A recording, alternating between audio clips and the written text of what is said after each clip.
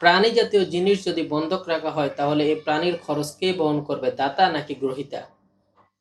উত্তর হচ্ছে প্রাণী জাতীয় জিনিস যার নিকট বন্ধক রাখা হবে তিনি এই প্রাণীর সম্পূর্ণ খরচ বহন করবেন।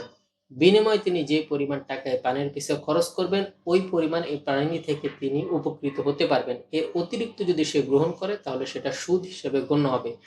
ঋণ এবং বন্ধকের ক্ষেত্রে একই রকম বিধান। সহিহ বুখারীতে আছে হযরত আবু হুরায়রা রাদিয়াল্লাহু আনহু থেকে বর্ণিত, তিনি বলেন রাসূলুল্লাহ সাল্লাল্লাহু আলাইহি সাল্লাম বলেন, বন্ধককৃত প্রাণী তার খরচ পরিমাণ আরোহণ করা যাবে, অনুরূপভাবে দুগ্ধ জাতীয় প্রাণী হলে তার খরচ পরিমাণ দুধ পান করা যাবে।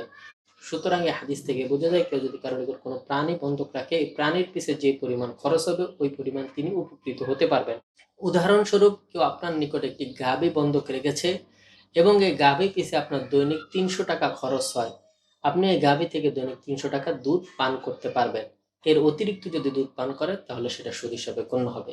মোট কথা হচ্ছে যার নিকট প্রাণীটি বন্ধক রাখা হবে তিনি এই প্রাণীর সম্পূর্ণ খরচ বহন করবেন এবং খরচ বাবদ তিনি এই প্রাণী থেকে খরচ সমপরিমাণ উপকৃত হতে পারবেন। এর থেকে বেশি উপকৃত হলে সেটা সুদ হিসাবে গণ্য হবে।